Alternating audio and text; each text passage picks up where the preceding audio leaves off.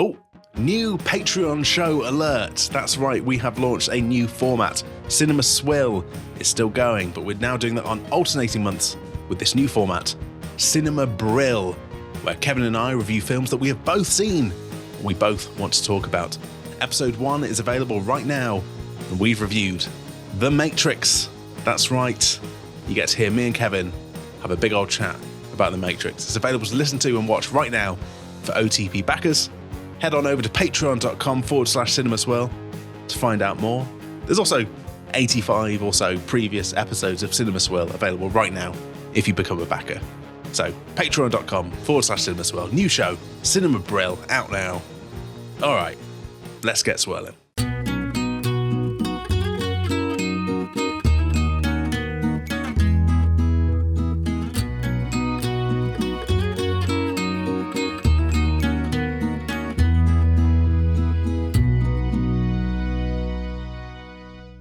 Cinema Swirl! Some more tea. It's episode number 143, coming to you from the gossipy tea room of Hollywood, California, where me, your old pal, Father Kevin, is with his OTP, Sam Chaplin, talking about some movies that he's not seen. That's right, it is in fact Cinema Swirl. And today, get your fucking elders out of here.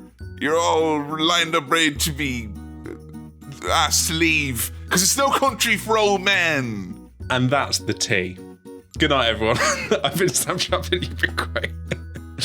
Kevin's got a cup of tea. I heard it's no country for old men. And that's yes, the tea. And that's the tea. That's the tea. That's the scuttlebutt. That's the movie du jour. Yeah. One of the best ways that we ever can arrive upon an episode or a topic for Cinema Swirl is when my good friend Sam here will let me go uninhibited doing a bit that erroneously assumes he has seen a movie despite making something of a career out of the fact that he has not. Me not picking up on that fact. I don't read certain cues while I'm in the zone. Yeah. And as a result of that, we called it that we have to do No Country for Old Men. Now, this speaks to the power of smiling, nodding, and politely laughing, because that will get you a long way. Kevin was doing some real, specific references to a film I haven't seen. I laughed, I smiled, I nodded. Had I not said anything, that would have gone unchecked. We were doing a different movie. You intervened. I self-declared. And he held his hands up, ladies and gentlemen. He held his hands up. I hold my hands up. That's on me. Those of you at home wondering what's going on here, simple politeness or appreciation of the craft, even if you don't know what's going on. Like if you go and see a very, very advanced jazz quartet and you don't even know what it is they're undermining musically speaking, but you go, oh yeah. Anyway, yes. I'd like to think it's the latter, not the former. With you, I can appreciate the musicianship regardless. I don't have to know all the inner workings. I can be like that. I trust that that's good, so I'm going to respond accordingly. You know, I have faith. Stuart Lee has always said that you can obviously tell the cadence of a joke. But can you tell the cadence of someone like referencing or parodying something if you don't know the beat for beat nature of what was coming beforehand? Apparently so. Yeah. Apparently so. Yeah, this is how I've got through most of my life before Cinema Swirl, by the way. It was just like anytime people were like, and then Luke and Leia, I'm like, yeah. Yeah, the force is strong with ye. To be sure. Is this what? Because people like talking about films. They don't need me to come in and respond. They just want to do their bit, and I go, yeah. That's honestly, it's something I've noticed over the years as well, which is, people often are happy for you to have your little bit, aren't they? Like they're happy for you to have your little moment, Yeah. And sometimes we stitch those bits together and we make a little thing we call podcasts, ladies and gentlemen. And you're here at Cinema Swirl. Quick announcement for those of you who wonder, what are we ever going to do about all them movies that Sam has inexplicably actually seen? Yeah. And what sort of a peculiar analysis could be done on those? Well, it's taken us over a decade of workshopping, but we did settle upon the title Cinema Brill. Yes. Cinema Brill. A new series. Yeah. A new series available for our backers on Patreon where we are starting off as we mean to go on. Well, not really, because we're only going to do each movie once. Yeah. The Matrix is available soon or now. Yeah. So think of all these films. We're like, oh, Sam's seen that, so they're not going to do. We're doing them now. We've done the fucking Matrix. Yeah. With this series, we're basically batch replying to a lot of historic emails. Yeah. Where people are like, I suggested that they do Titanic. Why didn't they get back to me? Or do Titanic. You're CC'd in for a laugh over at patreon.com. Yes. So that's Cinema Swirl. One of the C's is for Chaplin. The other one's for Cinema Swirl. There we go. So, honestly, episode 1 already a whole heap of fun. Great stuff. Love watching The Matrix and talking about it. And it it. enables us to do the Lord's work, which is doing The Matrix 2. At some point in some format. At some point. Yeah. Again, this is one of these Star Wars prequel situation where if you put it in one series, you're a son of a gun. You put it on another series, you're a son of a gun. Yes. It'll end up somewhere, folks, so we can get to the lauded promised land of The Matrix 4. The Matrix naming convention, so catchy and memorable that no one is confident to say what was number 2, what was number 3, and even what was number 4, really. They all started with R, I think. One was Reloaded? Reloaded, Resurrection, Revolution? Revolution? And that could be in any order. It sounds like a lot of, like, independent wrestling show titles, yes. You know? Stockport Wrestling, Reloaded. Yeah. Stockport Wrestling, Retribution. I tell a lie, some of the best wrestling I've ever seen has been in Stockport. But Sam, it's not the 2024 US presidential election having a wry write-up and a broadsheet. It's No Country for Old Men. Yes. And it now falls to me to ask you, what do you know about this movie? Who's it by? Who's it got? What's it all about? Okay, so my first issue is with the title. I think this is similar to the under 16 social media ban in that you're taking away something from its core demographic. Like, surely country is for old men and they love country. Right, isn't that TikTok really is for the under 16s? They love it the most. Nowadays, this would be called No TikTok for Teens, right? But back then, No Country for Old Men.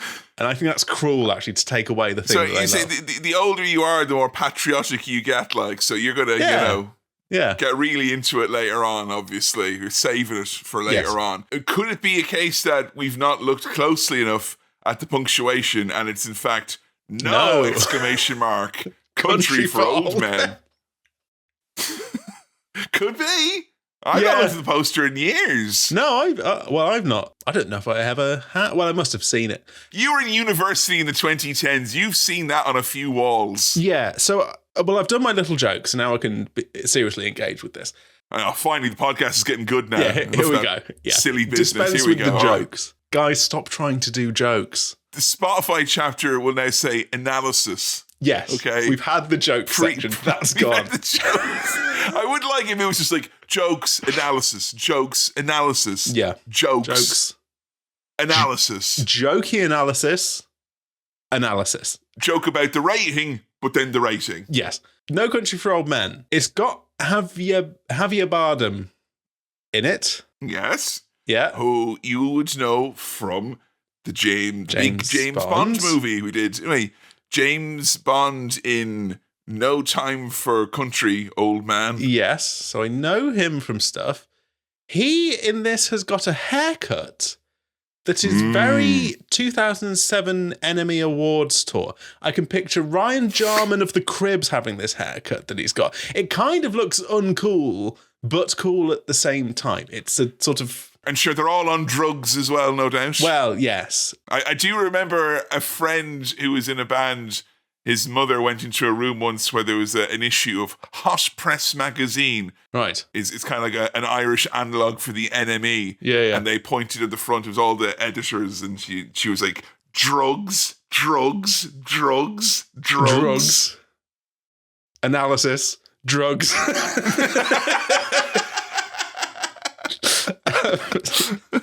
So I know he's in it. I don't... Could you, for those of us who are viewing a video style either on YouTube or here on Spotify, where you can also seamlessly swap between, like you're on a PS5 solid state hard drive mode, could you emulate the hairstyle? With my own hair. With your own hair, or is that going to play havoc? I think it comes to sort of here almost, so kind of below. It's sort of not shoulder length, but it's not a short. Yeah, no. So Kevin's doing a very good slicked down. There's a fringe element to it. It looks. Oh, sorry. He hasn't got glasses either. Here we go. Oh fuck! He's got a mustache. You have to pretend he's having his tea. Yeah. So Kevin's doing a lot of work here to try and emulate the haircut. I think he's done a good job. And hold it. Good job. And that's the thumbnail, everyone. And that's the thumbnail. We've got it. We've nailed it. First try. It's an odd haircut, but it's distinctive. I think he might have a denim jacket, possibly. He's got some sort of jacket. Now, is he our hero? Is he? He's our main character. The protagonist. He's the main character. Okay. I don't know any of the other characters. I think he's got a weapon with him. Okay. I think it looks like a Hoover. And how do you know this? I think I've seen him with like a sort of the end of a Hoover attached to a. There's two parts to his weapon, right? Was there a parody of this at the Video Music Awards? Is that it? Probably. Yeah, I think he's holding one end of it, and there's a kind of tube attached to something else, and that's his main weapon. So he's killing people. He's hurting people. He's a threat. This guy. So you're kind of saying he's a bad dude here, maybe. Well, he might be a kind of anti-hero. He might, he's got something about him. All I know is that he's in it.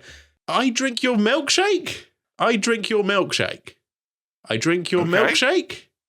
Okay. I drink your milkshake. Do you do that? Why do you do that? As a matter of interest, it's kind of rude. To prove that you can have the milkshake. I drink your milkshake. It's a power play. Okay, is the device that he has, is that some sort of like a? It's a milkshake Hoover. He's sucking up the milkshake. All right. Hey mate, you look at the milkshake Hoover right here. All right. I don't have any words about that. Like, folks at home, make your own milkshake. Get Kinder Bueno. It'll go in a smoothie maker and with some ice cream and milk. Yes. You're not gumming up the works. You don't have to pay 15 quid to Five Guys or whatever. Just pop it in your NutriBullet. It's dusty. It's orange. We're in a desert. Okay. The desert setting, obviously a prime location to drink a milkshake. Having recent heat waves here, we can attest to that.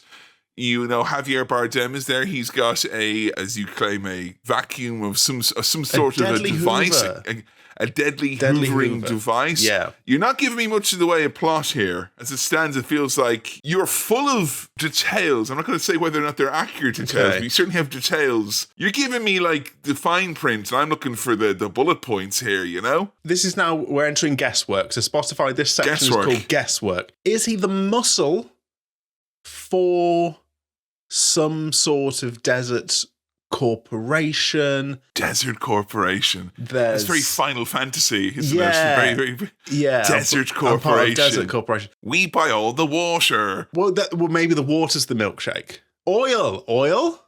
Oil. So there's like shady deals. People are getting paid off. This guy's the muscle to come and be like, I'm having your milkshake. I'm sucking it up in the big Hoover. Javier Bardem. And you don't know anyone else. Like I said, it's a fairly star-studded cast, I will say. What's the joke about that actor from No Country for Old Men keeps coming to my pub?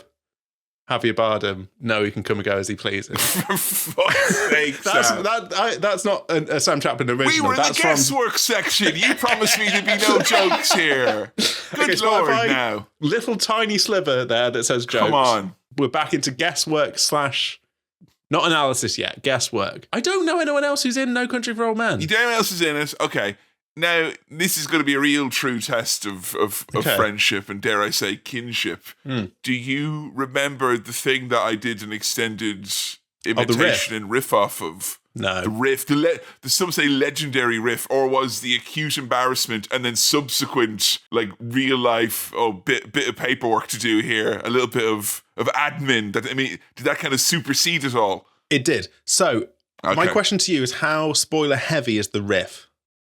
reasonably enough that it would not bear repeating now if I can't remember. It's one of the better bits of the movie, I think, and I also think that save it. You will probably go, ooh, when you remember it later. Okay, and that could also have a knock-on effect of getting Stanley's dander up. So I kind of feel like I don't want to remove the domino that could set off a frankly delightful sequence of events. So I'll hold my fire there on that front. Okay.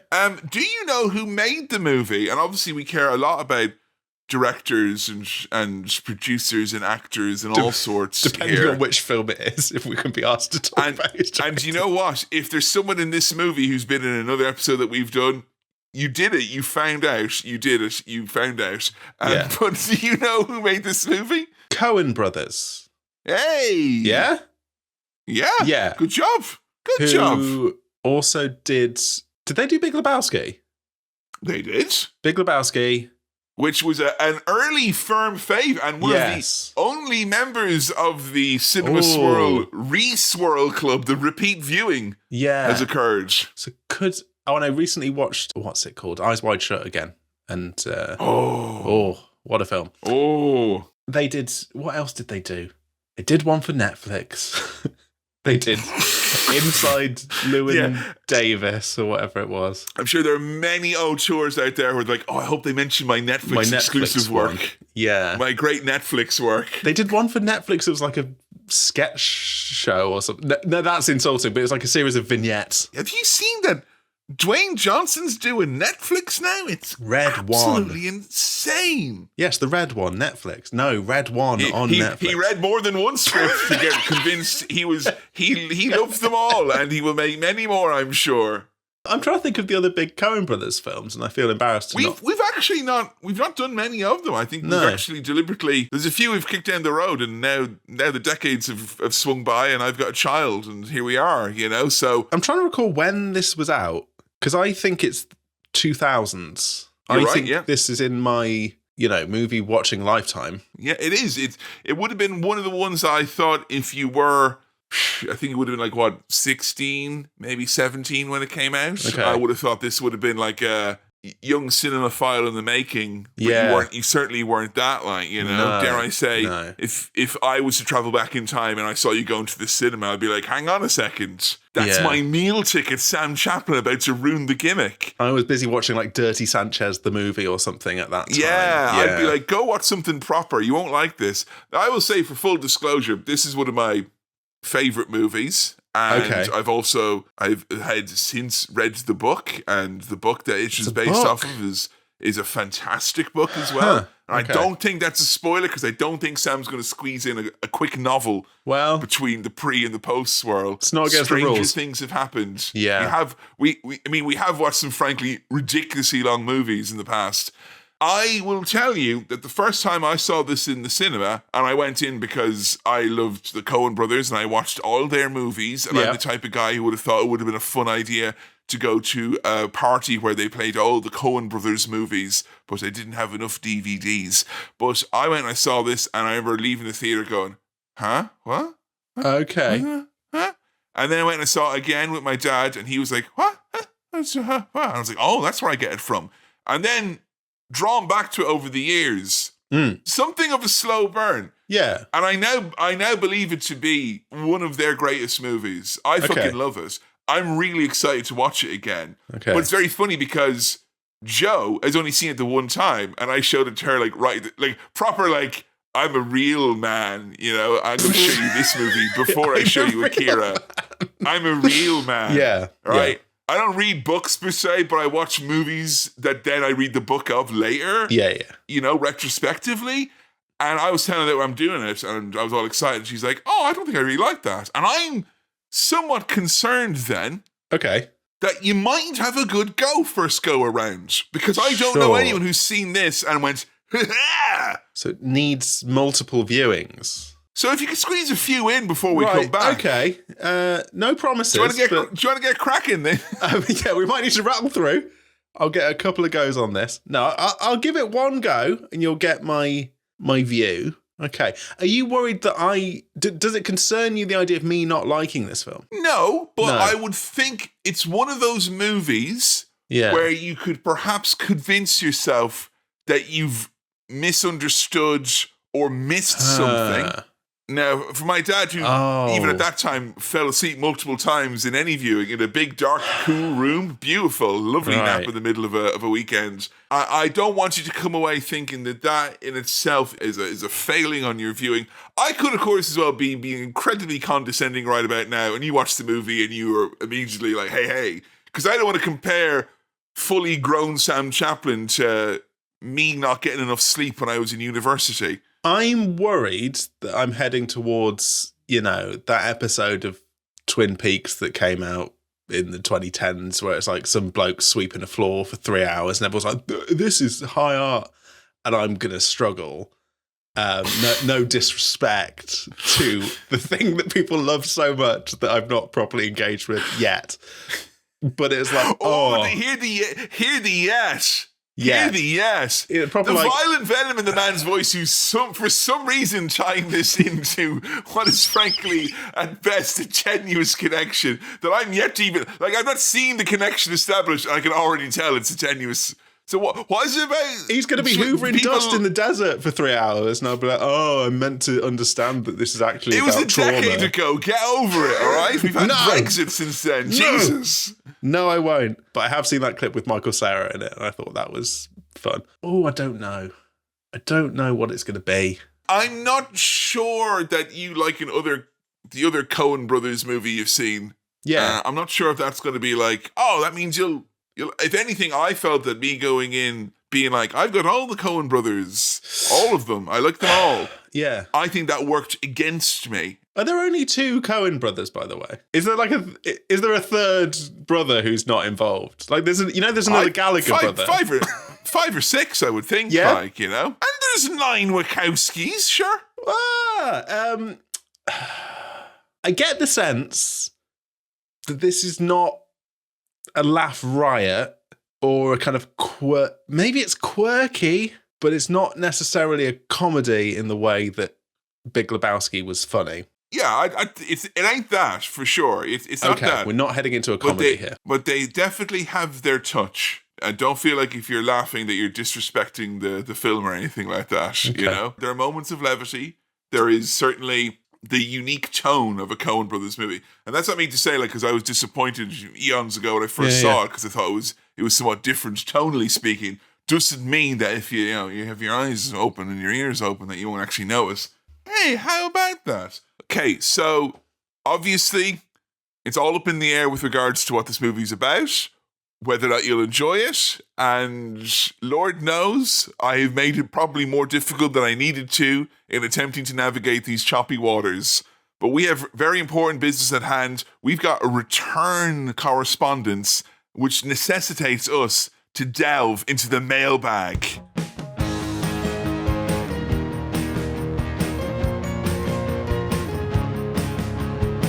No mail tree for our old bag. Here we are in the mailbag. The mailbag, yeah. Welcome to the mailbag. Thank you, as ever, for your questions, queries, comments, bits and bobs into cinemaswirl@gmail.com. That's cinemaswirl@gmail.com. Or now, if you're on the Spotify, we leave a little thing there where you can leave stuff for the next episode. And you can ask us questions or go, Janie Mac, that was some episode there, so it was. Or the socials. Or the socials. Patreon free membership bit where you can go into the free chat on there. There's so many avenues. Sam curates a lovely little mailing list that's not actually, that's not actually it's free. It's lovely. And it's free. There's news, there's stuff. Recommend things all there that you can watch or play or listen to. Our correspondence today, it's a return correspondence, as you mentioned, from Brad, who went to Kong. Remember Brad going to Kong? For listeners who didn't hear that episode, Brad went to Kong. You'll fill in the gaps. Brad writes, "Hi, I just wanted to say thank you for reading and answering my question on the show, and I'm glad you enjoyed it. It's weirdly thrilling to have a question you've sent in read out on a show you've listened to for a long time. You're welcome, Brad. Glad you enjoyed it. To answer the question of why we were staying in Kong, Kevin was questioning, of all places in Ireland, Kong seems an interesting choice. Because you don't typically go to somewhere because it sounds like a funny name. No. Or at least parents don't typically take their children there because it sounds like a funny name. So Brad says, I'm afraid the answer is fairly mundane and probably pretty typical of a lot of Americans that travel to Ireland. My great-grandparents were from the area, and my mother was trying to find some records of them being there from before when they emigrated. Cong had some nice rental houses and was fairly close to the town where the administrative records were, which Brad thinks was Claremorris? Claremorris? Wow! These are words I thought I'd never hear on this show. Yeah. Words like Cong and Claremorris. What's next? Tume?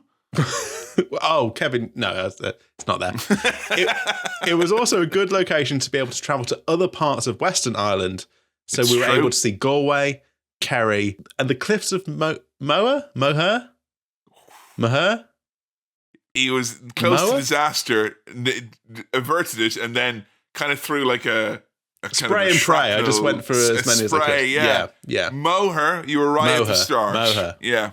Cliffs of Moher. Not sure if this lends any credibility to my tale, but every time we'd re-enter County Mayo, my mom would say, God help us, which apparently had been a habit of my great-grandmother whenever people asked her where she was from. In fairness, I think most Irish mammies of a certain age use that phrase. Like if a dinner is put in front of them, or like you open the door, or like they wake up in the morning, they'll say that first thing. Oh God, help us! Oh Jesus!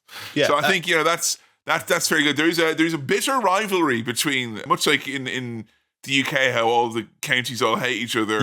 Similar in Ireland, Mayo, Galway. Despise each other, despite the fact that everyone I know from Galway spends most of their time in Mayo and vice versa. Is that true? That there's like regional, Oh, there is. And it'll always come in the weirdest ways, because I do remember seeing a group of lads that were like friends of friends nearly coming to blows because they got into an argument while drunk about whose hometown was shittest. Right. And there was a lad from Carrick-on-Shannon wasn't hearing anything from the boys from the boys from Leitrim, like, it's just there's a lot of like, I felt like there's maybe a lot of like where I'm from, no one knows the true suffering of being where I'm from, unless you're like me and keep the cards close to the chest. Is he from Mullingar? Is he from Galway? Is he from Dublin? I'm from nowhere. Ooh. Kevin, I've got a question, and Brad, I'll come back to the last paragraph of your email because it is very interesting. Is shithole a distinctly English thing to say about where you're from, or is there an Irish equivalent? People would say shithole. Shithole, yeah. But people would also refer to somewhere as being a kip, which is one of my favorites. Oh, okay, a kip. A kip. Which is kind of like calling like a bad car a jalopy. Calling the town oh, that place is a kip. Like. A kip. Brad writes, finally, strange coincidence.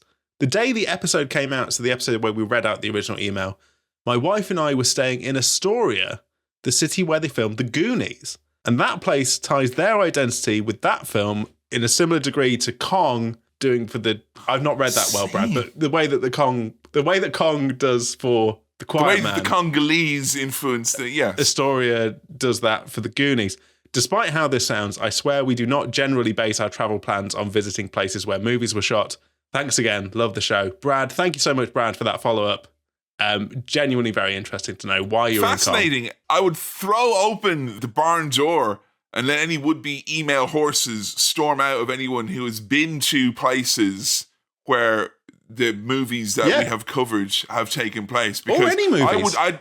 I don't think I would ever plan to go to a place based off of a movie. But if I came to a place and then afterwards they're like, did you know they made this movie here? Like, when I was, I think, 10, we went to Tunisia, and I was so not on board until I was told on the flight that they filmed bits of Star Wars there. And I was like, yes! Yeah. This desert is the best desert. Will there be two suns?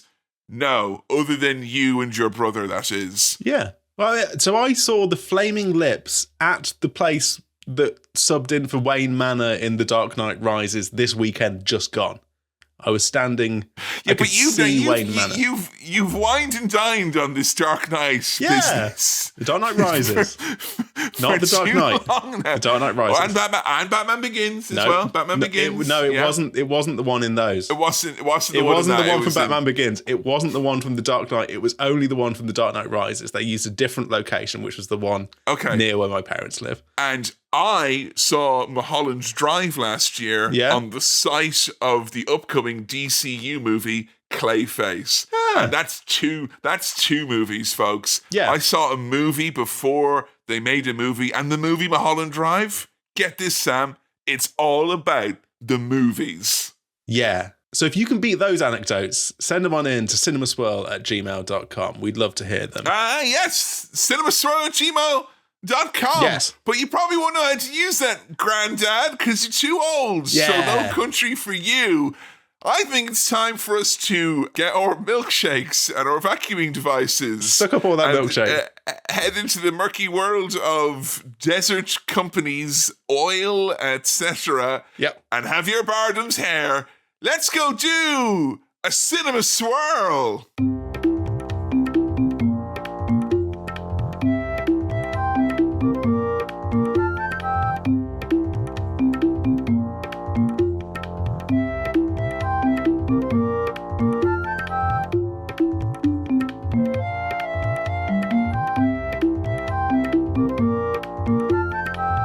And we're back. Sam, initial gut reaction to... I'm sorry, I can't even do it. It wasn't this movie. The milkshake's from a different movie. Yeah. It was a whole 12 hours I've been holding that in like a dreadful sneeze. Yeah. Why did you think that? We'll get to the initial gut reaction in a minute. In a minute, park it. All right, park it. Right.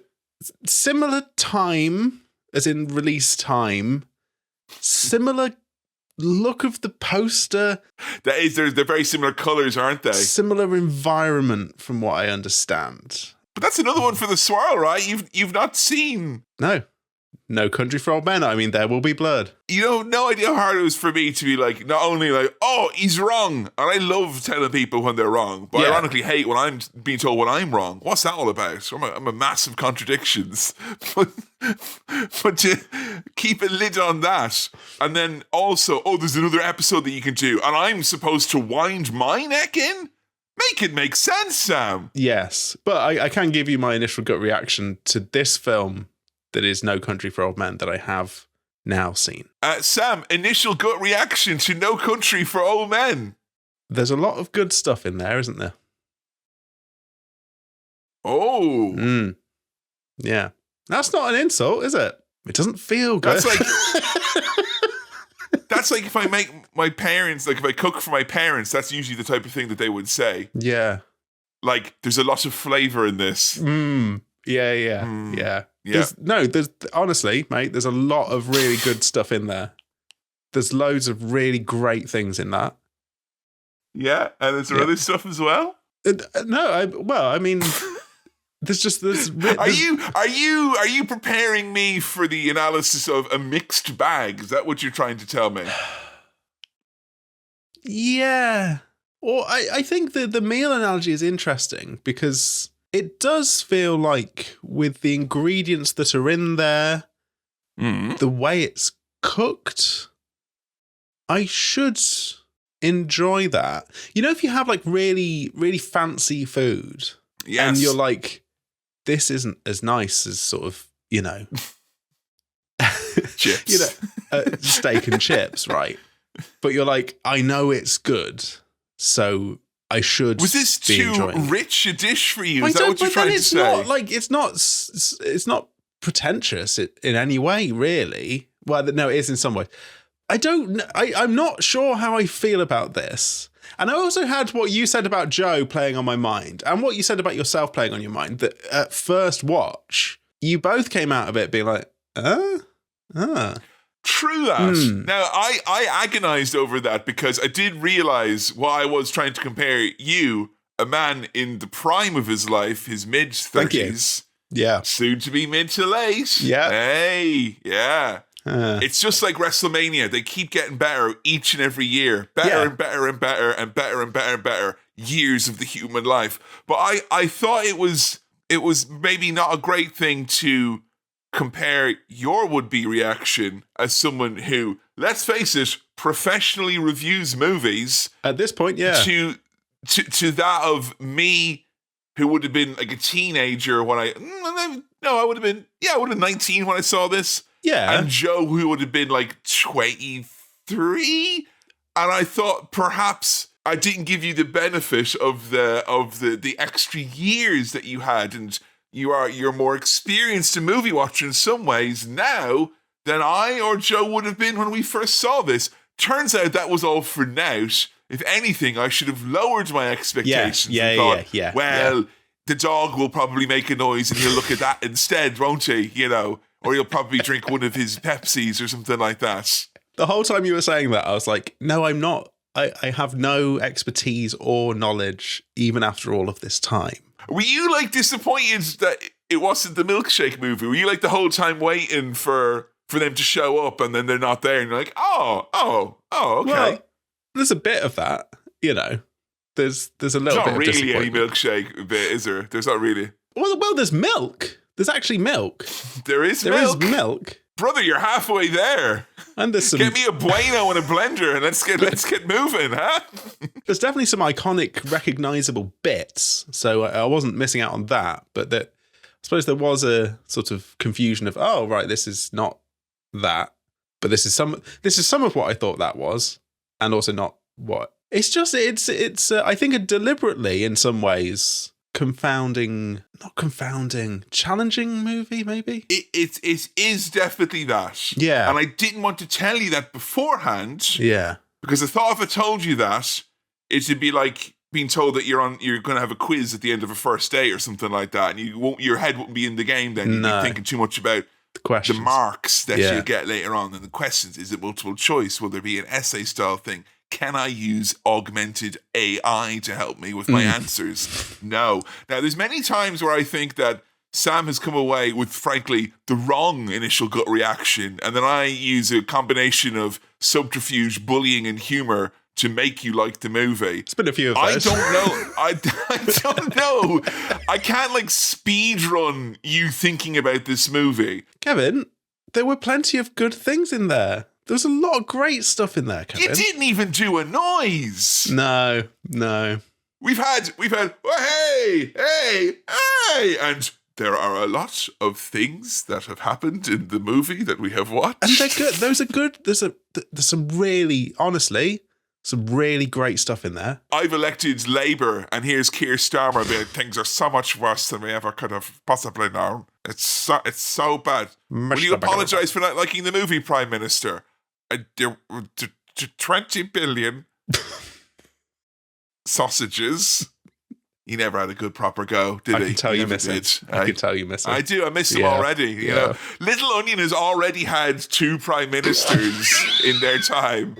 That is incredible. That is incredible. That. And I genuinely remember holding them doing skin to skin in the hospital going, oh, there's going to be another. Like, I remember like the first night thinking, oh, he's gone now. He's on the bubble. I think one of the things about this movie that maybe worked in its favour was that you didn't know a lot of the cast. No. And I think there's a fair wabam, star-studded nature and a couple of Bobby Dazzlers of the large variety. Yes. Did you catch who the old man was immediately talking over the start of the movie? I didn't quite catch that it was Tommy Lee Jones from audio alone, but it was a nice surprise. There was a bunch of people who I was like, oh, they're in this. Great. You know, and I will be referring to them by their names as actors throughout. Like, I can't remember the names of most of the characters. A couple of things about the movie which might play havoc with our format. Yeah. One, the movie takes its time in doing everything. Yeah. And I was a little bit worried about old Sam, arms folded. Why do I need to see Twin Peaks? I've seen Lost and The Leftovers. That's basically the same thing. Chaplin would perhaps take that as an affront to the movie watching experience. Sure. I do remember hearing a few angry yawns when I first saw this in the movie theatre, the type of yawn done by a young man who believed that he could change the course of the movie by directing noises at it through his popcorn-laden mouth. But did it strike you initially as a little bit of a slower pace, a little bit different, a little bit doing its own thing? Pretty much. Although we do get some action early doors. You know, we get nice shots of the desert. We do get Sheriff Tommy Lee Jones talking about, just like kind of going on a bit about blah, blah, blah. I was a bit like, do I need to know what he's saying here? Turns out I think I probably did. That was my dad. My dad before me. Christ. My dad didn't even carry a gun. He used to just carry around a sausage, which he'd give to dogs and outlaws. And, he didn't need to. Hey, you will not trick me into making fun of a movie that I love. But then I will, yeah. We get your friend of mine, Javier Bardem. Yeah. And as a stunt for the Enemy Awards, he's been arrested and taken to the ceremony. And Zane Lowe has bailed him out, and everyone's like, "Oh, it'll go down as the stuff of legend." He's holding up the chalice, the Perspex chalice for the Enemy Awards with the shackles on him. It was the top download of the year. Yeah. Yes. Yeah. He's been arrested. He's got his special Hoover thing with him, which you probably thought was some sort of a milkshake sucking machine at this point, didn't you? So it's that thing. We can get into that thing in a bit, maybe, but it's like a kind of pressure-based cattle-killing gun, maybe? Is that what that is? I would say your knowledge and predictions was very front-loaded in this movie. I bet you thought it's going to be smooth sailing here, boys.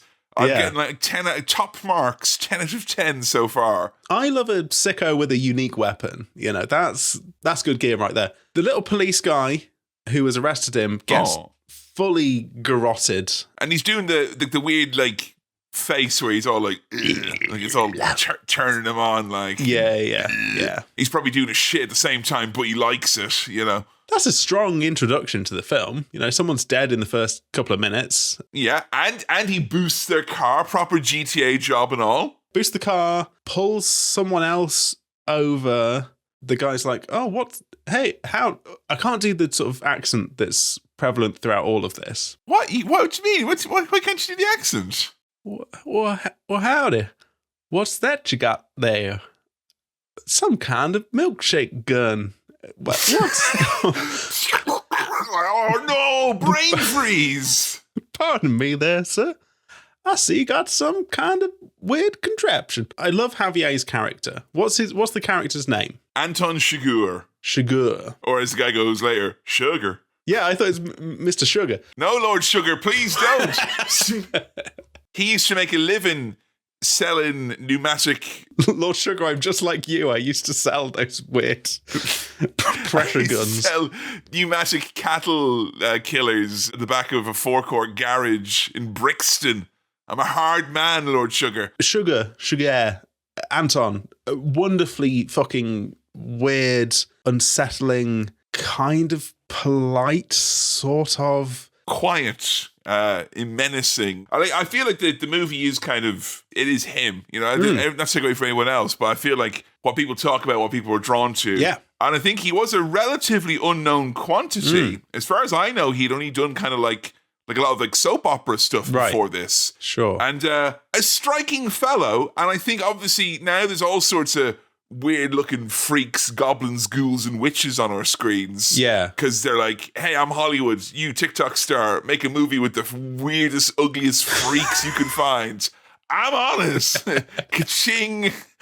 But that wasn't the case back in 2007. It was not, exactly. He flew in the face of conventional convention, did he not? Yes. So we instantly get him killing someone. Like, can you hold still, please? And then killing them with this magical Hoover gun. Great. I would say our main protagonist, Llewellyn. Who's he played by? Josh Brolin. Oh, okay. Oh, right. Yeah. Okay. Or you better know him as Mr. Click Click, a.k.a. Big Tony Thanos from the Marvel Cinematic movies. Had I watched any of the ones with Thanos in, I would know him from that, but I don't. Would we ever do MCU? You've not... Oh, don't make me watch MCU movies. No, we've got... Kevin, with Cinema Brill, just another quick plug, we've got loads more movies we can do before we... Yeah, we've unlocked loads of DLC there. He discovers a bunch of shot up bodies in the desert. He's come across a side quest on Red Dead Redemption. He has, yes. Yeah. He's hunting, he's finding, he's looking. Yes. And he's taking his time as well. Yeah. There's no exposition, there's no narration where it's like, I was out hunting and looking and killing and finding. No, he's just off for a little wander. Yeah. A curious eye, I would say, Llewellyn has. Yeah, he's pointing and he's clicking, he's working out what's happened here. It's a drugs deal gone awry. And Sam, I've written a special joke for you and please. the millennials. Has George Michael been here? Because someone shoot the dog. The dog got shot, did he? Yeah. Didn't you ever shoot the dog? No. Gonna shoot the dog. You're more of a Jesus to a child guy, I'm assuming, are you? Yeah, sure. Yeah. Good Lord. So it's, my dad would have loved that joke because he's a big George Michael fan. He would know all the references. Ask him all about it. All right? Yeah. I'll go. Yeah, good. So he stumbles upon a big pile of bodies, loose and intrigue. Yes, a very thirsty man. Yep. And I don't know why. There's a couple of phrases here, and I think the first time I watched this movie, I was like, "Oh, for the Coen Brothers, it's a bit dry," because always the Coen Brothers is like funny turns of phrase or very memorable, very small characters who are only in for a tiny moment. Things like the ultimo hombre as a phrase, or I ain't got no agua for you. That, like, I don't know why. It's not that I find the movie funny, but I find the movie more identifiable as a Coen Brothers movie with the more repeat viewings. I don't know if I hadn't told you beforehand, or you just maybe went like this when the credits came up and put your hands over your eyes, if you would have drawn a line from this to Big Lebowski. Big Lebowski. Probably not. I think I did know as a Coen Brothers, but I wouldn't necessarily.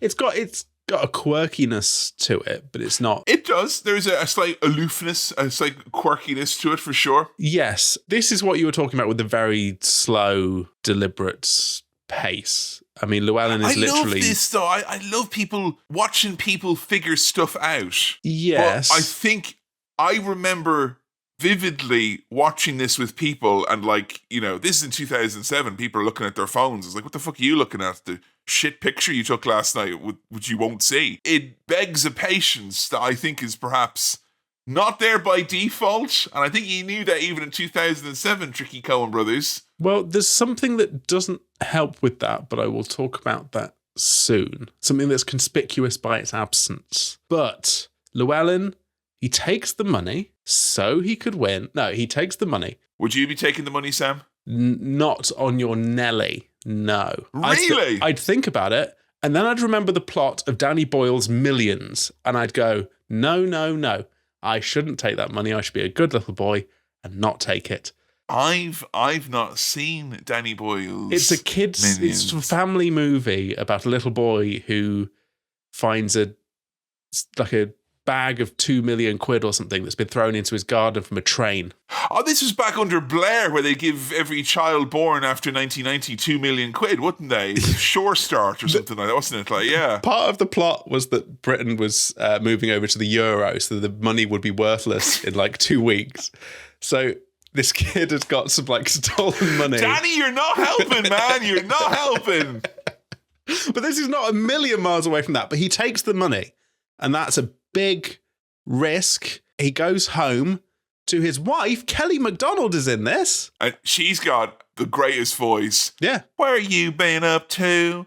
What you doing? Like, she carries that Irish mammy kind of everything she's saying sounds like she's either really worried or I'm not complaining. But here's an issue that I have. She has a great chemistry with Josh Brolin, who seems to have the type of relationship with her where he is not expected to answer any questions. No. And takes great joy. Where'd you get that? At the Getting Place. Great stuff. The Getting Place. Yeah. We're getting sort of character backstory through almost how they interact with each other. We're not getting like... We get a little bit of like he was a veteran and stuff, but you kind of piece together from context what sort of people these people are. But also, their motivations are kind of unclear. Like, did you think when you saw him early doors, like, oh, here's a scoundrel, or here's the you identified him as the protagonist of the piece? Well, I thought he was maybe a cop or something at first. He's got a very investigative instinct. Now, you see, in America, Sam, normal people like you and I can have guns as well, not just that's what the I British forget. Transport Police like you're used to. No, I still think of him as the protagonist of the piece, in my opinion. I feel like it's a protagonist-free movie in my mind. Well, yeah. Well, I've come to realise that's it's sort of different threads that you can choose to cling on to. throughout. But he says he's got the money, but because he feels guilty about the man needing a big old swig of water, he wants to help the penultimo hombre. Okay, that's what he wants to do. The second last man alive. Good quirky dialogue, Kevin. Good quirky dialogue. If I don't come back, tell my mother I love her. Your mother's dead, Llewellyn. Well, I'll tell her myself.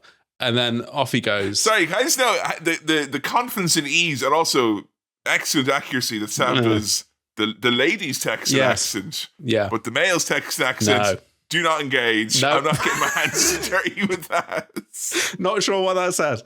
He goes back to the scene of the crime with the water for the thirsty man. Fucking stupid move, to be honest. That's why I always carry the jug with me, Sam. You know, so if there ever is anyone needs agua, they can have it. Like I help my fellow ultimo hombre, okay? That's what I do. You're like, look, mate, I don't want no agua. Here's some water.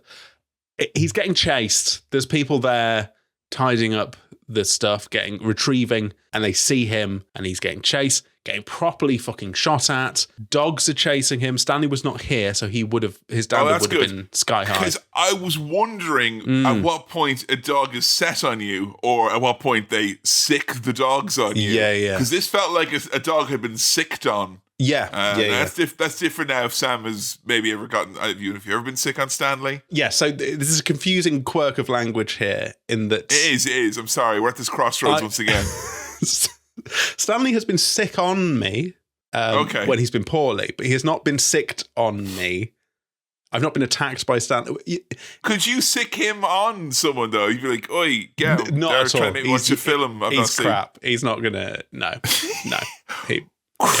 Crap. And I mean that with so much love and respect, but he is crap. Like, if we got burgled, one swift kick and he's done for. He would do a bit of barking, but he's. It's the type of thing where Sam has a notice inside his house to warn the dog that there could be burglars. So he should stay away as opposed to the opposite around, Have I told you about the time a cat came into our house? No. So Stanley, if there's any noise outside the house, he will bark, and he's got a big bark, very loud bark, and he'll try and be very intimidating. But I will kill whatever's coming. I'm going to protect the house. One time, I went outside the front door, left the door slightly ajar. I watched a cat run into the house. Stanley, once the cat was in the house, silent, said nothing. Just sat on the sofa and watched the cat go upstairs. I then had to go and try and retrieve a cat who was running under beds and stuff. It was really difficult. I took the cat everywhere. Took the cat out via Stanley in the living room. Showed him the cat. Look what was in the house. This is your enemy. He still said nothing. Was quiet. Wow. As soon as I put the cat outside, closed the door, and came back in, Stanley was like, "Woo, woo." Saying oh yeah, you showed him. You showed him. Mate, yeah. I mean, I would have been there right behind you. A cat came into our house last month. Yeah. And to say that the infant child put up more of a fight than the child. Because the baby's natural curiosity was kind of off-putting for the cat, they didn't want to engage, So when I say he's crap, that's what I mean. I didn't like seeing a dog get shot. I did also think, if you were in that situation and you have a gun, what are you to do other than to shoot the dog? It's very sad. Well, that was what George Michael was getting at in the piece, I do like as well that if you are in water, your gun immediately becomes like a Game Boy cartridge, which needs to be blown on to work properly and kill efficiently. We cut to a scene where, did Sam recognize what was going on here with the coin and the man and the... No, so I didn't recognize that as a thing. Anton, he's in a gas station. The clerk's trying to be kind of fun and friendly and be like, we've come down from Dallas. And he's like... Come down to Dallas, going over to Fort Worth, and we've lived in Tampa most of our lives. Shut fucking up. Business is it of you, yeah. Kill him! Get him! But he is delightfully strange. The kind of negotiation of what time do you close? And the guy's like, now we right now. Now's not a time. What time do you close? This is how I would play that character, by the way. I'd be like that. And then, what's the most you've ever lost on a coin toss? What's the most I haven't lost anything on a coin toss. You don't remember losing coin tosses. You usually remember the great coin toss victories that you've accrued over the years. But even then, if you'd have said what's the most you've won on a coin toss, I'd be like, I don't know.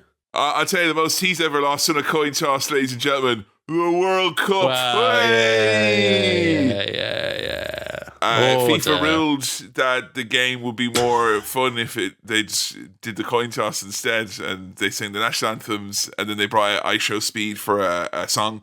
Yeah. And then everyone on their way, go home, Well, if the penalties go on for too long, they just say, come on, lads, let's just, No, do 5 coin tosses in a row. That could be the penalties, right? That's the real quiz.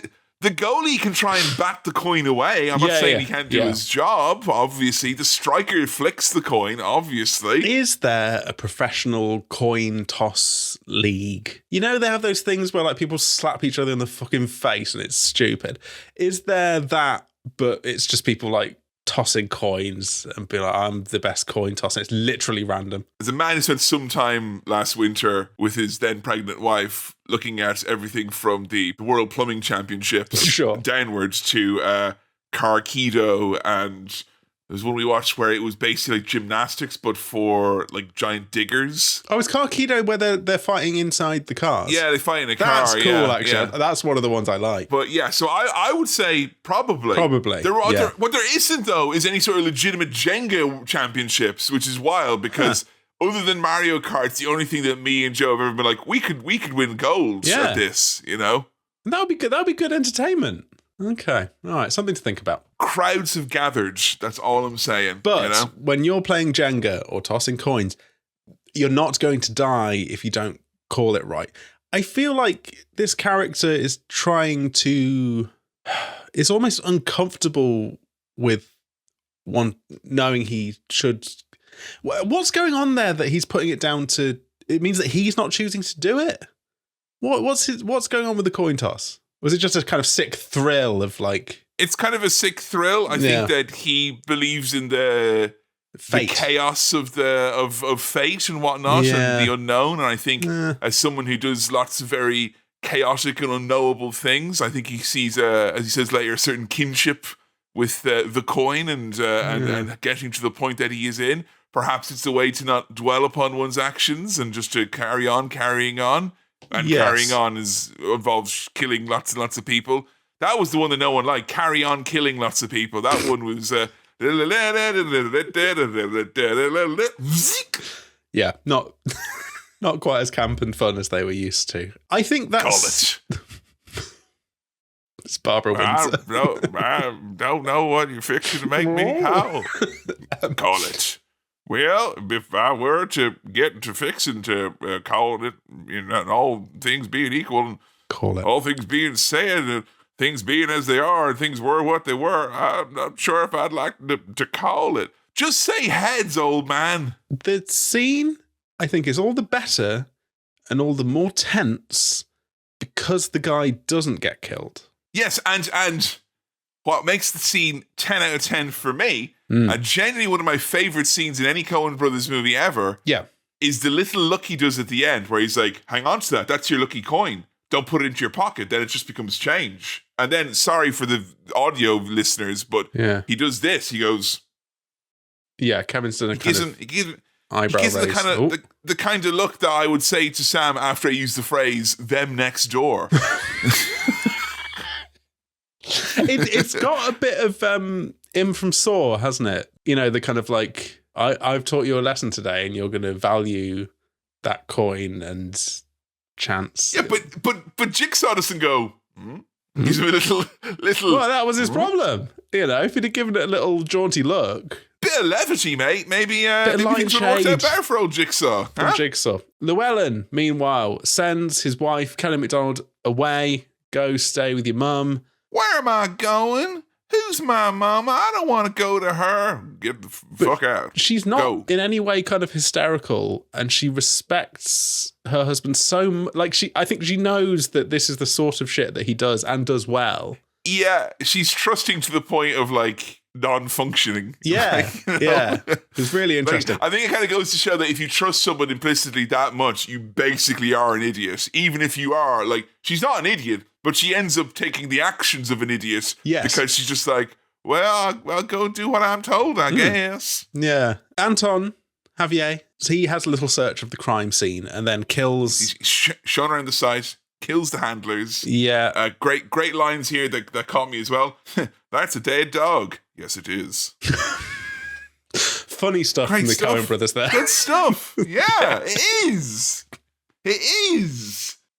You need people on a bridge to come in and punch this up a bit. Come on, guys. No. Like, it's time to bring in the next generation to kind of, I like how there's lots of parallels between all the different characters. Everyone's kind of conducting an investigation of their own, or often pursuing the same person, or trying to accomplish the same goals. Just everyone's kind of unaware of what the other person is doing. They're all very different players in very different fields on the same stage. So seeing Tommy Lee Jones then taking his horse and having a look around the crime scene himself and how they approach it. They don't kill anyone when they're looking at the crime scene, for instance. No. The two bits here that I love, which is one, the phrase, more than one fracas. Very good. Yeah, good. That's what... Jeremy Clarkson. Those words were uttered to Jeremy Clarkson. There's more than one fracas, though, Jeremy, wasn't there? That's only the one that you've been reported on. There's more than one fracas. There are historical fracas, are there not? Yes. And also, then I reckon over here, whoa, differences. And then things are as they are. Yeah. Whoa, differences. Good stuff. They recognise that it's Llewellyn's truck, so they're going to head over there. Javier is already there. He turns up at Llewellyn's house. He has a little sit down with a nice bottle of milk in front of the telly. A pervert's drink. Yes. And you don't see him drink it, I don't think. He just sort of... A child drinking milk? Yay, they're going to grow up big and strong. An adult drinking milk on their own. Oh, no. What, are you some sort of sick freak? You like fucking sick shit like milk? Is that it? Huh? My dad orders milk at McDonald's. It's so weird. That could be an insult for someone to be like, your dad orders milk at McDonald's. Yeah, your dad orders milk at McDonald's. If you know what I'm saying. But it's like having an egg with a chicken. It's weird. It's like, I don't want to the same thing. There's a bovine theme here, right? That he's got this cattle killing weapon. He's got milk. I wonder if he kind of grew up on a ranch. Anything else? Anything else? I don't know. Maybe his shoes are leather. I don't know. Right. You're not going to analyze your way into enjoying this movie more. It's okay. All right? It's okay. He goes to speak to the lady in the trailer park office. Formidable. She is fucking great. Yeah. And I was worried she was going to get killed, but I think he also respects her enough to be like, nah, fair enough. She's given me as good as I've given her. I told you I can't give out no information on that. Sir, must I repeat myself? I can't give out no information. Fabulous. Yeah, great. And he doesn't get any information. Doesn't get any information. Cops arrive shortly thereafter. Yeah. Oh, Sheriff, we just missed him. We ought to put out an APB. On what? Man who has recently drunk milk? Good. Great stuff. Good sassy Great lines. stuff. So the cops are like a few steps behind. It's a kind of cat and mouse thing going on here. We've got three people all kind of following each other. Llewellyn checks into a motel, a recurring theme in this film. You picked the option with the applicable rate. Don't fuck with anyone who is running any sort of board and room business in Texas in the 80s, all right? No. You haven't got the stomach for it, boys. He hides the briefcase in the air vent, a good hiding place. Again, I love this whole sequence of like, he knows that someone is after him. You just know the full extent of this person's capabilities, yes. But like Llewellyn is so cagey and so prepared that he is already, it's like he's seen into the future and he knows how dangerous this guy is. He reckons this person must be dangerous because of the amount of money that it is. And I just love seeing all the little things that he does to try and like kind of stay one step ahead. Goodness knows if I was chasing him, I certainly wouldn't have found the money. If he was chasing me, he would have found the money because I would have put it in the closet behind my shoes. Yes, I'm just realising how much something like Breaking Bad has been heavily influenced by this. Oh, yeah. Definitely. Tense, methodical, like really going about hiding something or being very careful about being found. Where would you hide the money, Sam? Ooh, good question. Or in a motel room or in general, where would I put the money? I think generally. I mean, assuming you're on the road. Yeah, sure. I'd hide it, Kevin, in the local briefcase shop. Oh, very good. Yeah, because I'm like, they're not going to be selling loads. So if I just sneak that in amongst the stock, that's probably going to be hanging around for a while. I think I'd turn it all into crypto. They'd never think to look there. No. I'm going to put 2 million into Willy coin and no one will be any the wiser. It's not here, mate. It's not here. Yeah? It's kind of not anywhere. Kind of not anywhere. Yeah. You don't even know. It's everywhere and nowhere all at once. What's it worth? Less than it was when you deposited it. But maybe slightly more maybe later. More in the or future? Or likely less. Not. Probably less. Yeah. He's extremely cautious. He's bought new boots. He's getting dropped off at the motel. Sees that someone else might be there. There's something with the curtains, I think. Gets taken to another motel. He's got enough money to keep paying everyone off to like look out for him or take him places or whatever, which is a fun and I thing. think a skill that you and I don't have, Sam, that perhaps our fathers or the last generation to have, is to carry a sufficient wad for sundries and incidentals. Yes. Because this guy, he just folds over a bit of it off the top, he skims a bit of the cream off the top, and he's got just enough fat to stay afloat for the rest of his adventure. So very good job there. You know who else did that, Kevin? Tom Cruise in Eyes Wide Shut did a lot of that. That he is just true. had He money did. to be like, stay here or go there or give me that. Counterpoint, he was a wealthy man. And Yes. he was, like, I think tuxedos and those types of big Trump overcoats have money in them already. Sure. Llewellyn's on the fly. He's making that up as he goes along. That being said, I just love watching all the meticulous preparation on everyone. Yep. It's the same way that I love watching professional chefs chop onions and garlic. I can do it, sure, but I want to see you do it a little bit better than me. Yeah. You want to see the professionals do it really well.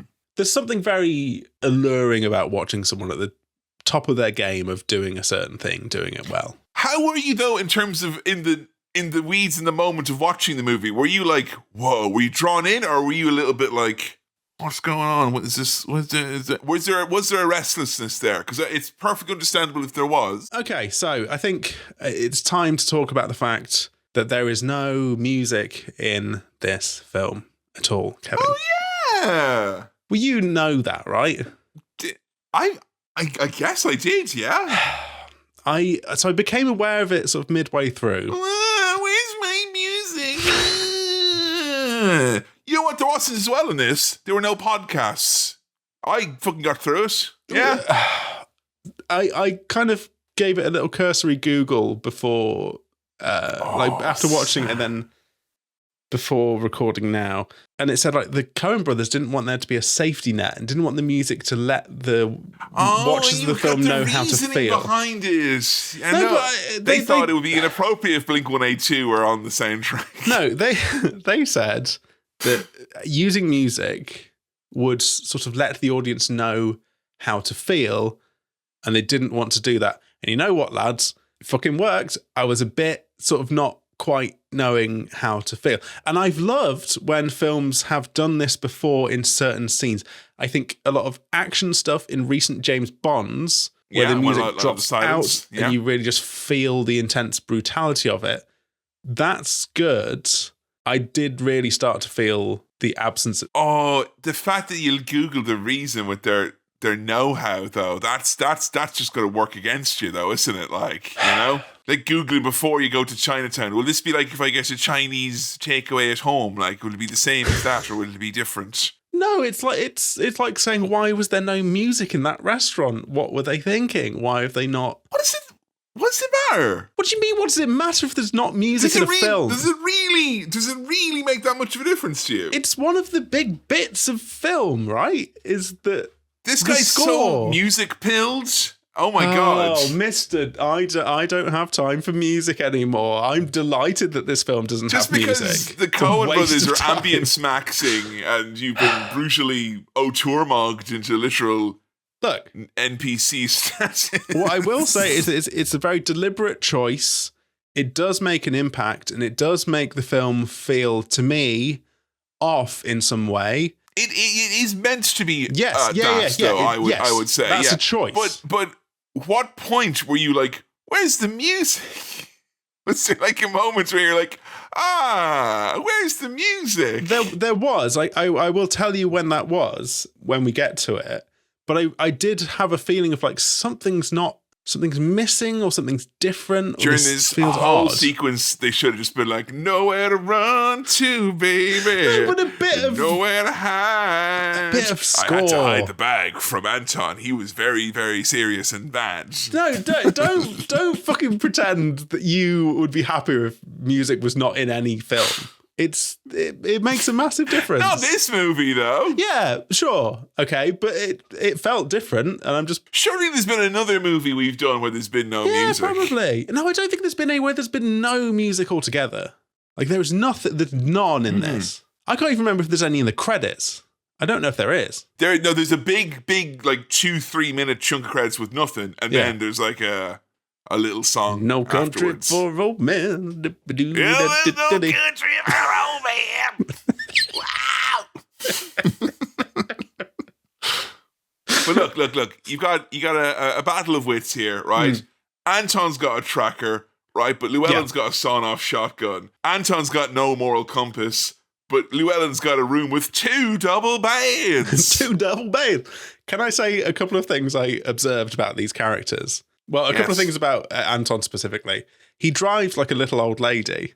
He's very like, which is, he's got like. You ever notice that Llewellyn drives like this? do.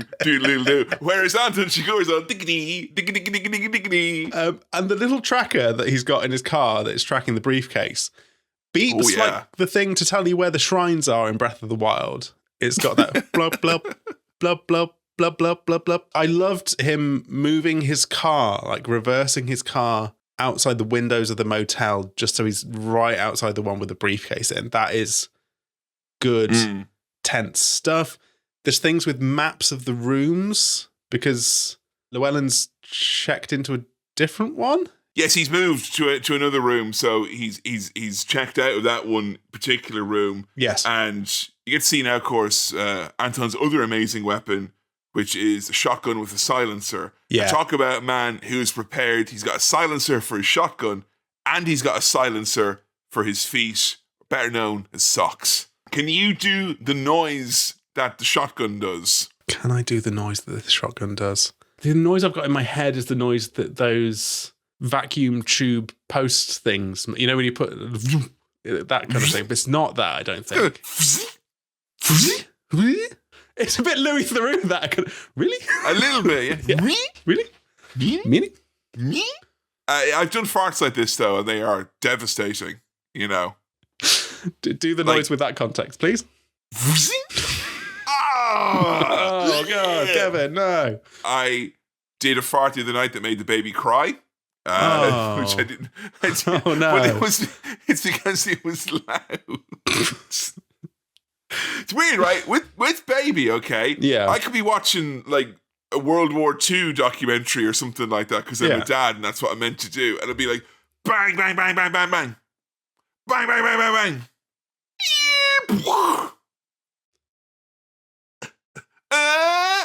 But it's to do with where the sound's coming from, you know? This is the same with Stanley.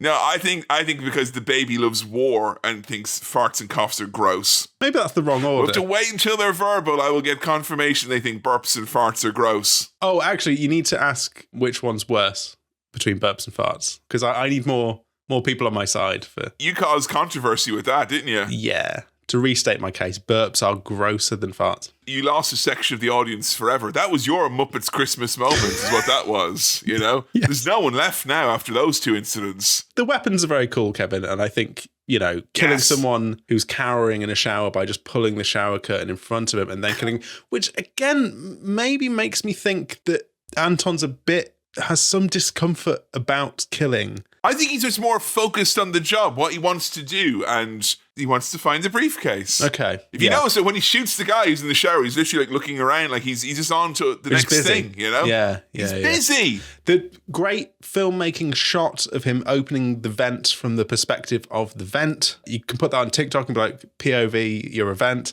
And like, you know. No, please don't turn on the air conditioning.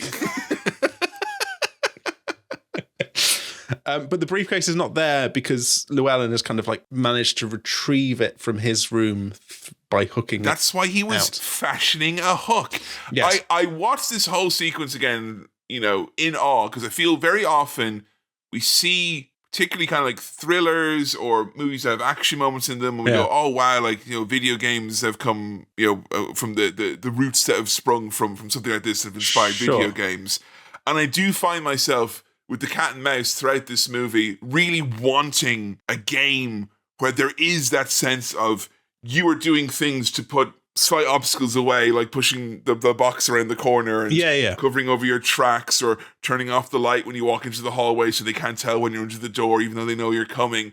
But I just think without tightly scripting it to make you feel like that is happening, I kind of feel like that's maybe either impossible or so far off that video games will just make another Call of Duty or Call of Juarez instead. I feel like there's some of that in like Hitman, right? But you talk about like a multiplayer like Hitman, yes, but Hitman's more of like it's too much of there's too many moving parts. I kind of feel like it's like I'm the guy and you're the other guy who's chasing me, and I kind of want a 1v1 scenario. And also in Hitman, it's rarely a game of wits between you and an NPC or another person. It's just you against your own wits figuring out how to do the thing. Whereas I feel like what I want is perhaps unattainable. If I'm missing out, folks, well, let me know. I think the thing you said about it being scripted, it would be great the first time you do it. Yeah, and then that level's gone forever then. Like, you know what the things are to that. Hey, I didn't know Woody Harrelson was in this. Yeah. Time to hire a professional. Charming man, this guy. Here comes the real heavy hitters, the big guns. I fucking love his character so much. Carson, I believe his name is. Yeah. And I just like, obviously, the first time you see him, because he's a big actor and he's Mr. Slick and he's in the big office, and you know, you think, all right, here we go. Here comes the heavy hitters, so to speak. But actually, when you really stack up what he does in this movie, it's like, it ain't worth a pile of piss. He's functionally useless. Yes, which is very funny to bring in like big actor for this role, which is, you know, quite small, really. He does have, I think, maybe my favourite line of the movie, though, when he's talking to... Who's the guy who's in Barry, who's... Oh, yeah, and King of the Hill and all that stuff. Yeah. He sits down and the guy's like, oh, I didn't remember telling you to sit down. And he's like, well, you strike me as a man who wouldn't want to waste a chair. That's such an annoyingly good line. You can use that one yourselves at home. Yeah, that's good. He's getting asked about how dangerous Anton is, and he's like, he's a psychopathic killer, qu'est-ce que c'est, better. Like, he's bad. He's, you know, he likes killing. Yeah, he compares him as like, well, like, what do you mean relatively, like, what, compared to the bubonic plague? Because that's the kind of the degree that we're talking to here in terms of sheer violence. But he's been tasked to retrieve the money, clean up the mess. Everything's going to go away. That's bad. Happy days are here again. Cocktails at 8. We'll see you then, folks. Okay. We get Llewellyn going to another motel/hotel, gives the guy on the desk a big old tip to be like, look, call me if anyone else checks in. I like it as well that this couldn't happen in this day and age, because if you walked into a travel lodge and went 1 room, 1 night and threw a lot of cash on the desk, you've got to go on the website. You have to go to the website. I'm just sweeping up. I can't really, actually. Yeah, no one in fucking No Country for Old Men is asking you to scan a QR code, are they? At no point does that happen. But now it's because of Burnham's Britain, we're tracked everywhere we go. More like burn in Britain, am I right? Yeah, well, turn the heat off, Andy, come on. I'll tell you what, he'll be putting bloody trackers in our fucking briefcases, won't he? If the bloody, they're already there, mate. It's called the fucking COVID vaccine, huh? The briefcase is your arm. Yeah, you tell him, mate. Llewellyn finds the tracker in the briefcase, but at that point, Kevin, it's too late. We hear the noise of the tracker detector and the footsteps of big old Javier Bardem, big old Bardem. I love him turn off the lights. I love as well that Llewellyn rings down to the reception and, no one picks up the phone. And then you get like this, probably one of those high octane parts of the movie, this like proper like run and gun sequence between the two. And Llewellyn like has this, series of opportunities to either get away, and then he gets the chance to maybe press his advantage. And he does manage to hit him, but they never lay eyes on each other properly. It's still all very much like over there in the dark. He shoots the shit out of a car because he knows the guy's behind it. Yep. Loads of other people get caught in the crossfire. It's kind of the type of like believable chaos of, get into a car where someone is shot and the car just kind of rams into a load of shit. Yeah, that was good, that bit. You're really sore because you've been in a bit of a car accident. So this, Kevin, was when I fully clocked, oh, wait, there's been no music this whole time. Because I thought, the way they've treated this scene and made the music go away so that we, really focus on the tension and brutality and fear and carnage of what's going on here. That's really cool. Wait a minute. I haven't heard any music the whole time. And that's why I don't know how to feel, Coen brothers. I don't know what to feel. It works for this scene. Maybe I needed some more elsewhere. Do you really not know how to feel unless music tells you? No, you're leading the witness. You're not allowed You're going to get married. If they don't go, da, da, da, da, are you going to be like, what's going on here then? Why is everyone dressed up? But then that's not justification to not have music at a fucking wedding. Like, it's a film.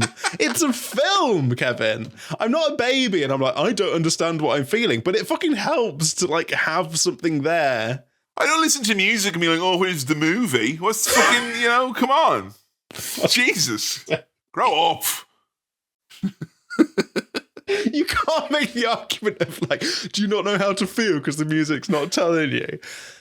No, I don't. Well, I do, but it feels different because the music's not there and the music is normally there. Am I the only one who imagines Sam when he realised this had like a guitar going, hey, what's going on?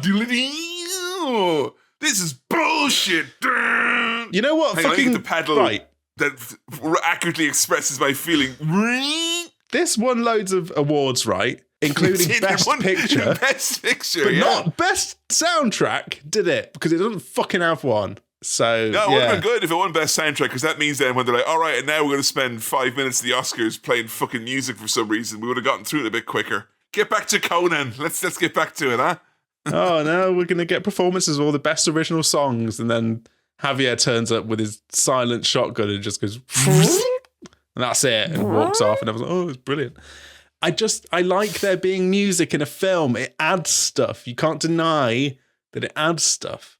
And that emotional guidance is useful and can be used as a very effective tool. Even when the music contradicts what you're meant to feel, that in itself helps. This one has made a choice to not have it at all. The efficacy of music in this instance. Yes. I'm going to use the M word. It's a moot point. Because... No, it's a mute point because there's no music. It's been muted. The point of the movie is that the world is cold and indifferent and all this horrible shit happens and the stories you're told about good guys and bad guys, as exemplified by our white hat wearing sheriff who finds himself at a loss about what to do. He's there going like, no, this makes no sense. What's going on? And here's Sam watching the movie going, well, no, this makes no sense. What's going on? I can't believe I live in a world where there's no music in my movie. That's what's happening here. You're meant to feel out of sorts a bit and lost because it's about this type of violence and horrible shit making you feel that way. The full title was No Country, No Blues, No Rock, No Hip Hop, No Ambient, No R&B. Etc. for old men. There's no genres. Now, I think I could do a cut of this movie with the Donkey Kong Country 3 soundtrack. Yeah, now you're back on board. Some kind of heady numbers I could really could do justice here. Kevin, I hope there have been some people who've missed the point, like me, who have made their own little fan scores for No Country for Old Men. Oh, come on. I know I got people that listen right now going, go on, Kevin, wind him up 1 or 2 more times and he will do it. I might do it. Like all those weirdos where they're like during the pandemic where they're like, I've finally done it. I've made The Hobbit perfect. No, you've not. You haven't. Go to your children. Go to your wife, for goodness sake. Llewellyn survives He's walking across a bridge, comes across 3 lads, and fucking love this. Buys a jacket off the boys. Give me that beer too. How much, man? Give him the beer, Brian. God. And if you just thought this movie couldn't get any better from my perspective, one of the all-time cinematic throw-ups we get here on screen. Yeah. You know that was a shoot. That foam, that... Oh, yeah. Great stuff. Yeah. You know, like, if you've ever gotten sick because you're so sore, if that's ever happened to you. Yeah, absolutely. It does take on kind of a banana smoothie type quality. You know, there's more of a weight to it than normal sick. Not like sick you and I would do, Sam, you know? The way you were doing that throw up sounded like a baddie in Doom dying. It's the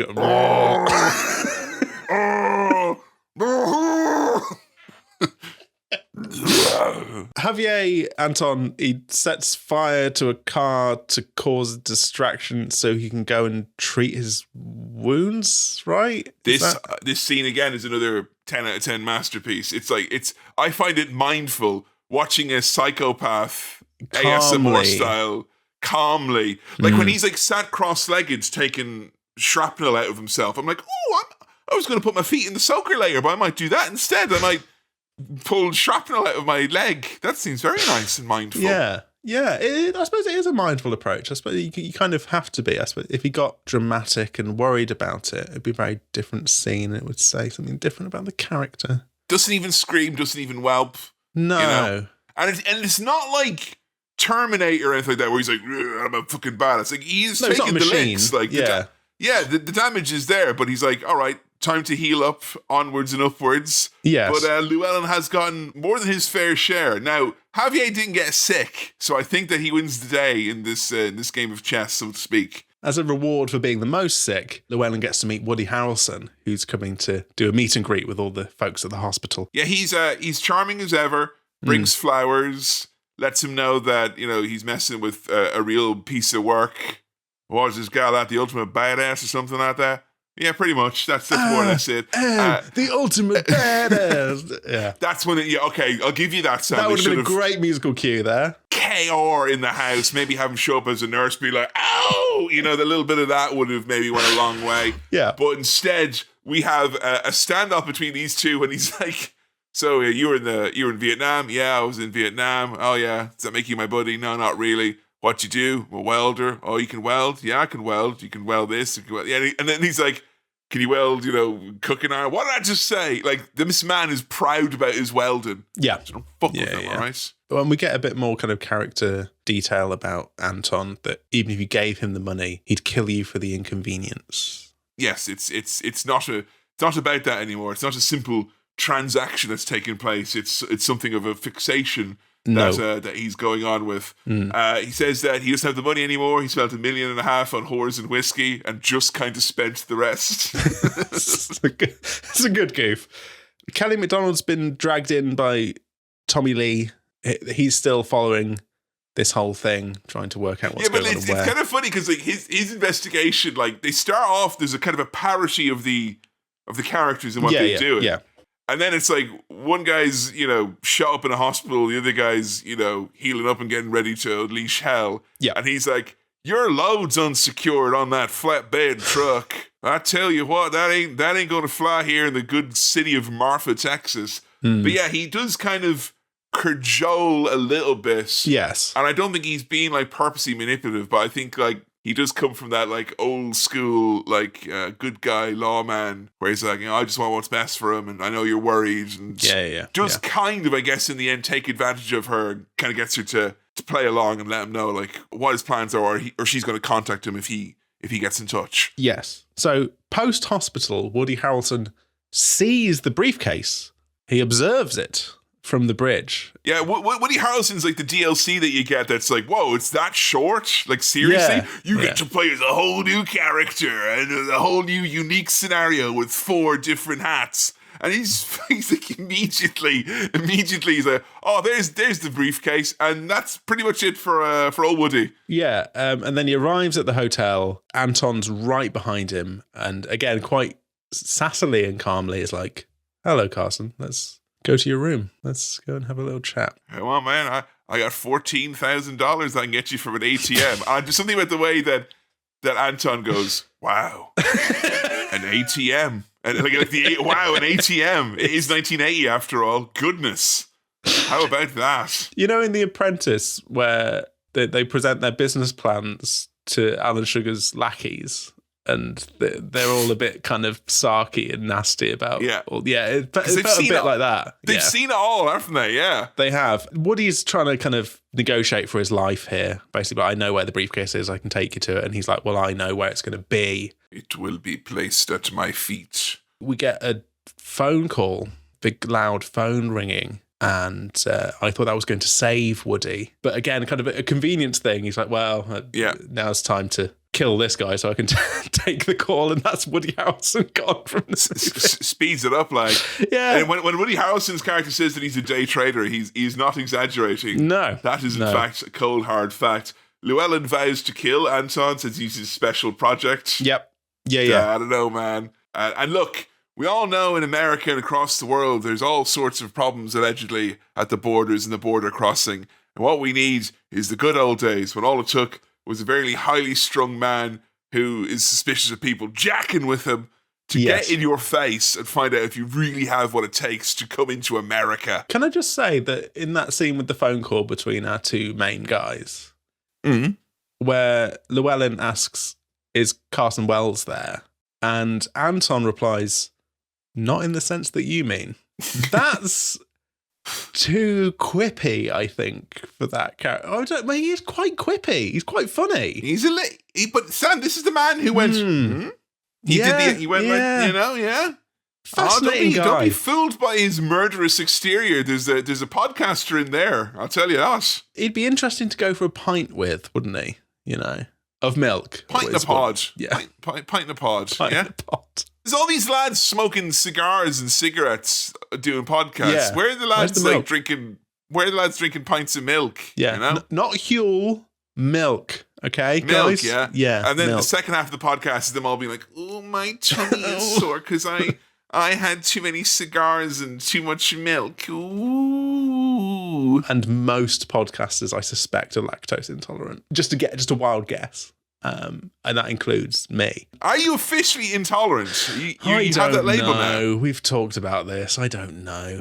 I get ill when I have too much dairy. Sam is losing his lactose tolerance, whereas I am getting stronger. Part of the negotiation is like, look, you're going to die. I can offer to not kill your wife. Is that going to sweeten the deal? And it's just we're heading towards a showdown. Surely is what we're getting here. That's what this film feels like. It's gearing up towards, like, these two are going to come together. Oh yeah, it'll be a face to face. It's a western. And then they're both it's kind of a proto western. We need these two to get together with their opposing ways of doing things and really hash it out. Llewellyn, talks to that border guy at the bridge. You jacking with me? Yeah, this is great.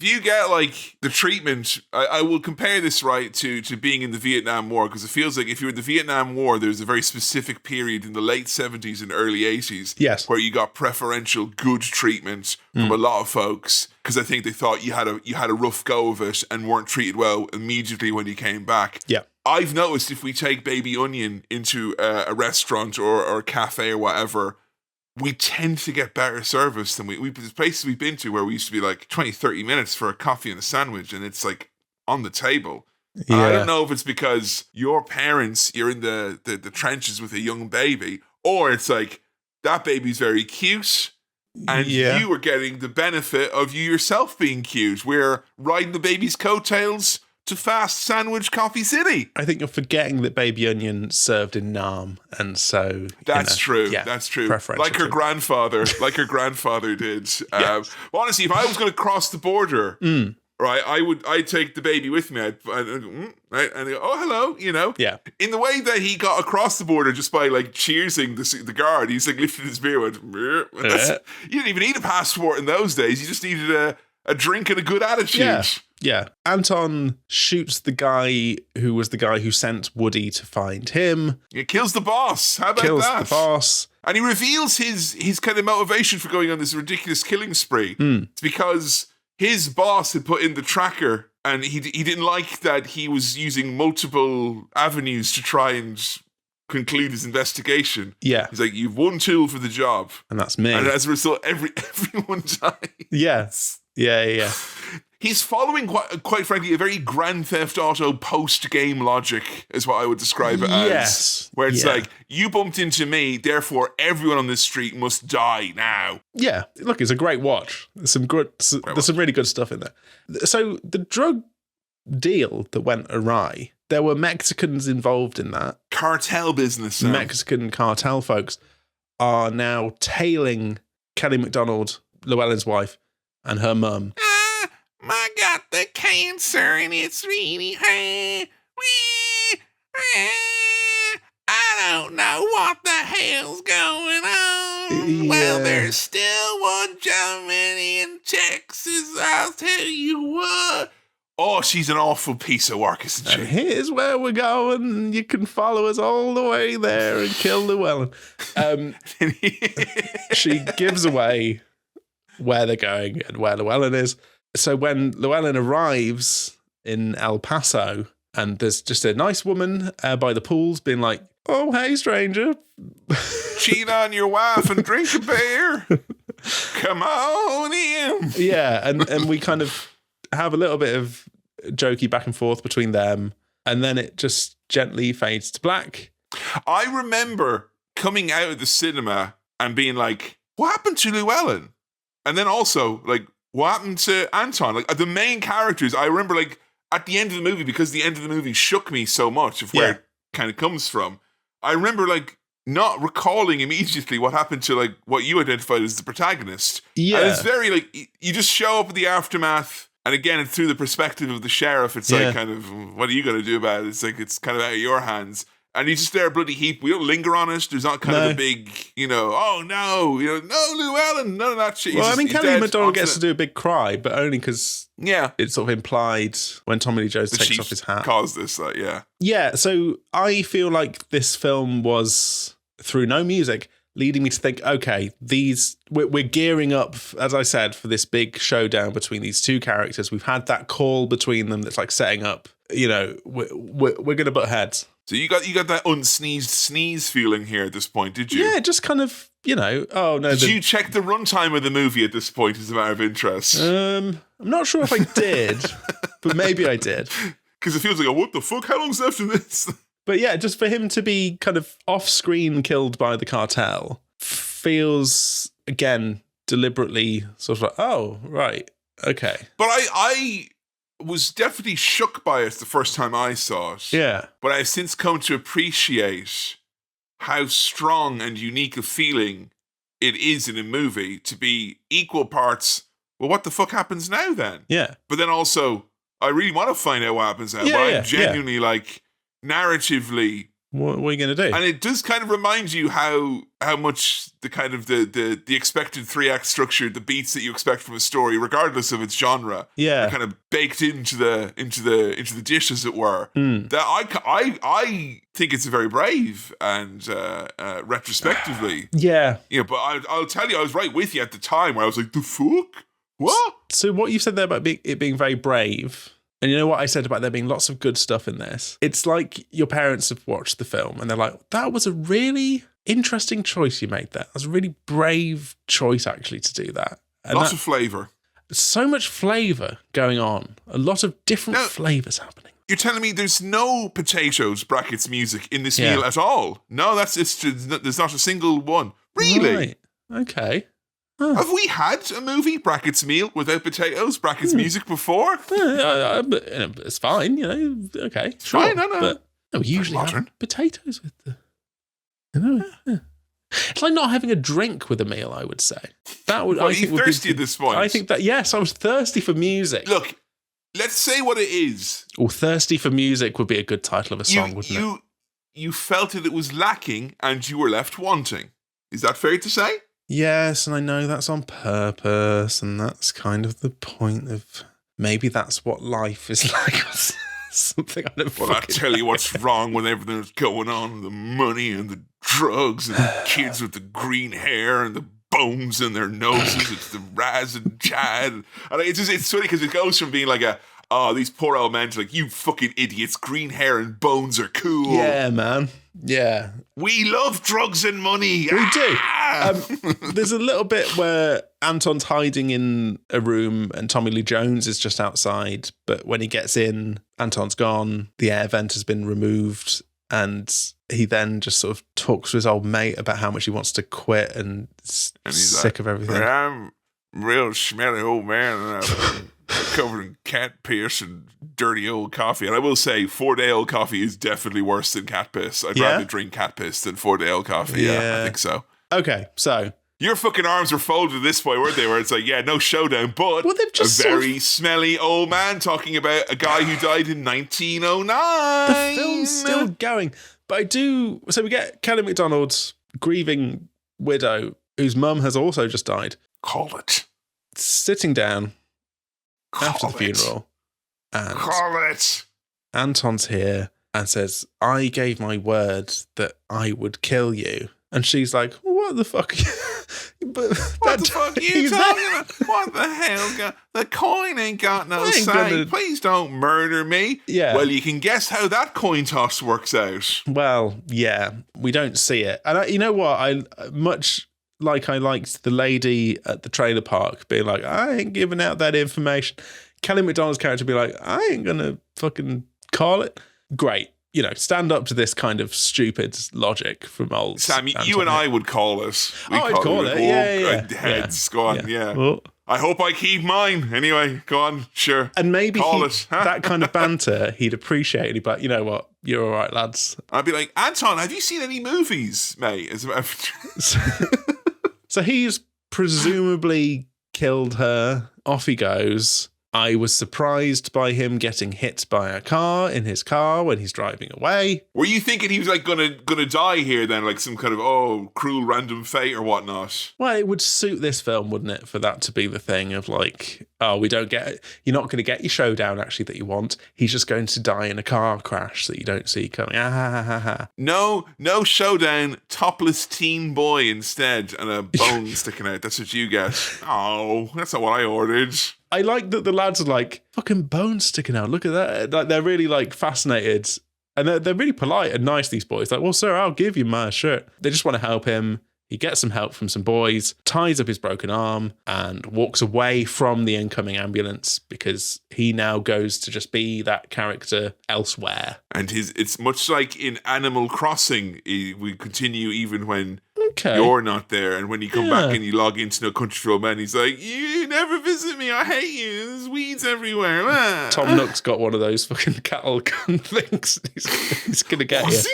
Yeah. And we end on a little narration from the sheriff. What was that fucking noise? I had no... And look,